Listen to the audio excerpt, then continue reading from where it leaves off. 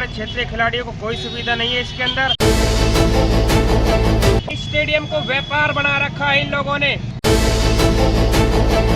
कुछ चापलूस और दलालगिरी करते हैं कुछ लोग।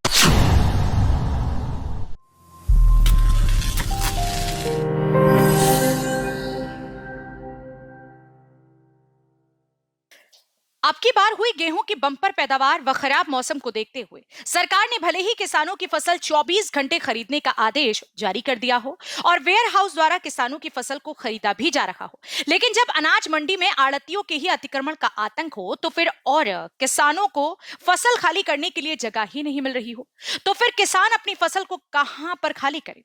मौसम की मार को देखते हुए किसान अपनी फसल को खुले आसमान के नीचे लोगों के आने जाने वाले रास्ते पर ही खाली करने के लिए मजबूर हो रहे हैं, जिससे किसानों को जहां एक तरफ मौसम की मार झेलनी पड़ रही है, वहीं दूसरी तरफ फसल को भी खुले आसमान के नीचे रास्ते पर ही डालने के लिए मजबूर होना पड़ रहा है। किसानों की समस्या को देखते हुए मार्केट कमेटी ने डीसी गुरुग्राम से अनुमति लेने के बाद सोहना की सब्जी मंडी को अस्थायी रूप से खेल स्टेडियम में लगवाना शुरू कर दिया है, लेकिन सोहना की फड़ों पर आड़तियों द्वारा किए गए अवैध अतिक्रमण को स्थानीय नेताओं की दखलंदाजी के बावजूद नहीं हटाया जा रहा। अब इसे स्थानीय की आड़तियों के साथ मिलीभगत कहें या फिर सरकारी जमीन पर अवैध कब्जा कहें। किसानों की सुविधा को देखते हुए माननीय मुख्यमंत्री हरियाणा सरकार ने मंडियों को 24 घंटे खोलने का निर्देश दिया है, ताकि किसान किसी भी समय अपने कंबाइन से गेहूं कटवाए और सीधा उसको मंडी में लाने में दिक्कत न हो। तो हमने 24 के 24 घंटे मंडी में जो स्टाफ को डिप्यूट किया है, कुछ सीजनल स्टाफ जो हमने हायर किया है, कुछ HR कैन का स्टाफ है, तो मंडी 24 घंटे किसान भाइयों के लिए मतलब खुली हुई है। जो सब्जी मंडी का हमने DC साहब से अनुमति लेके जो पास का स्टेडियम है सुबह, क्योंकि सुबह वो 4 बजे से और लगभग 10 बजे तक चलती है मंडी, तो ताकि किसानों को कोई दिक्कत न हो, उनकी फड़ खाली रहें गेहूं डालने के लिए, तो हमने टेम्परेरी जब तक गेहूं की आवक है तो इस पास वाले स्टेडियम में सब्जी मंडी को शिफ्ट करवा दिया गया। हमने स्टार्ट की है खरीद वेयर हाउस एजेंसी से मिलके, तो कल 6200 क्विंटल की खरीद की है। हमारे पास लगभग 22,000 क्विंटल करीब आ गया। दोबारा फिर सुचारू रूप से गेहूं का आवक स्टार्ट हो जाएगी भरपूर तरीके से, जितना मैक्सिमम हो उसका, तो हम खरीद प्रक्रिया करेंगे। एक्रोचमेंट को लेकर जो आड़तियों ने एक्रोचमेंट किया, उसे लेकर कोई बनाए रूपरेखा उनको हटाने के लिए? देखिए, अभी ये सारा प्रोसेस में है सारी चीज़ें, और आड़तियों के साथ भी हम लगातार कम्युनिकेट कर रहे हैं ताकि सबका कोऑर्डिनेशन बने रहे, किसी भी किसान आड़ती या किसी भी मजदूर भाई को कोई समस्या ना आए, सबके साथ हम कोऑर्डिनेशन बनाने की कोशिश कर रहे हैं।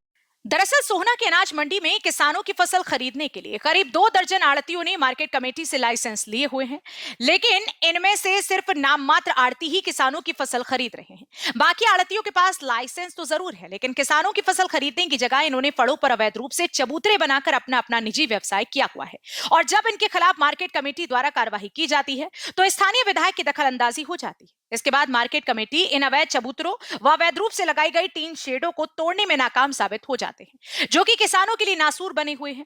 ऐसे में जरूरत है कि सरकार के आला अधिकारियों को इस पर संज्ञान लेकर कार्यवाही करने की, ताकि अनाज मंडी को अतिक्रमण मुक्त किया जा सके। स्थानीय लोगों ने भी विधायक की इस दखल अंदाजी पर सवाल उठाते हुए अनाज मंडी को कब्जा मुक्त कराने की मांग की है। जो देवीलाल स्टेडियम है, हमारे क्षेत्रीय खिलाड़ियों को कोई सुविधा नहीं है इसके अंदर। इस स्टेडियम को व्यापार बना रखा है इन लोगों ने।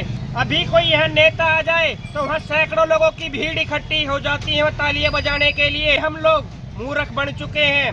कुछ चापलूस और दलालगिरी करते हैं कुछ लोग, कमीशन बाजी में अपने खेल में रचे रहते हैं, जिसके कारण इस स्टेडियम का ये हालात हो रहा है।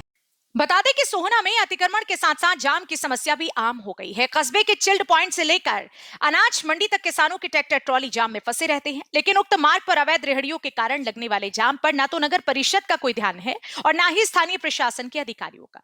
अब इसे स्थानीय प्रशासन की लापरवाही कहें या फिर अतिक्रमणकारियों की दबंगई कहें, लेकिन फिलहाल देखना इस बात का होगा कि सोहना में बढ़ते अतिक्रमण पर लगाम लगाने के लिए जिले के आला अधिकारियों द्वारा कोई कार्यवाही अमल में लाई जाती है या नहीं। हरियाणा वरदान के लिए सोहना से संवाददाता विशाल राघव की रिपोर्ट। देश व प्रदेश की खबरों को सबसे पहले देखने के लिए हरियाणा वरदान चैनल को सब्सक्राइब करें, लाइक करें व शेयर करें।